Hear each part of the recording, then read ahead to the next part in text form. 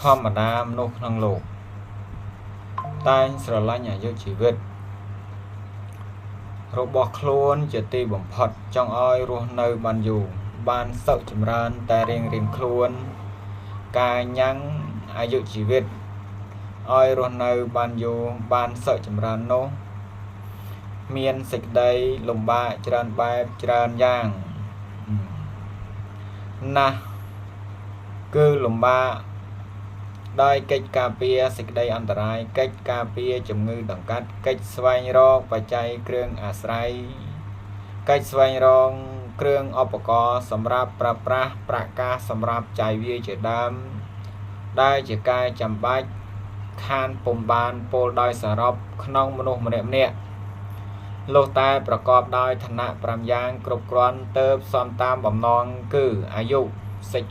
ក្តីរស់នៅទី2វណ្ណៈឆាវ័យវណ្ណៈល្អស្រស់និងទី3សុខៈសេចក្តីសុខកាយស្រួលចិត្តនិងទី4ពលៈកម្លាំងកាយកម្លាំងចិត្តនិងទី5បដិភនៈសេចក្តីឆ្លៀសវៃឋានៈ5យ៉ាងនេះឋានៈ5យ៉ាងនោះនឹងស្ថិតនៅបានក៏ដោយសារបច្ច័យគ្រឿងអាស្រ័យ4យ៉ាងគឺចៃវរៈបច្ច័យគ្រឿងស្លៀកដណ្ដប់និងទី2បណ្ឌបតបច្ច័យគ្រឿងបរិភោគនិងទី3សេនាសនៈបច្ច័យគ្រឿងអង្គុយនិងគ្រឿងដេកអង្គុយនិងទី4កលិនភេសជ្ជៈបច្ច័យគ្រឿងកែរោគដែលសតែជាគ្រឿងរោគបានដោយលំបាកព្រោះហេតុនោះបានជា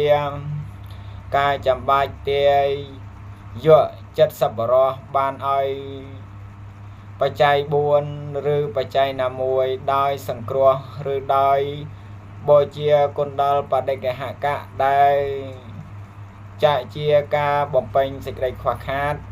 សេចក្តីត្រូវការរបស់អ្នកទទួលការនោះជាទានមានផលអានិសង្សច្រើនជាអនេកសូមអនុមោទនាបង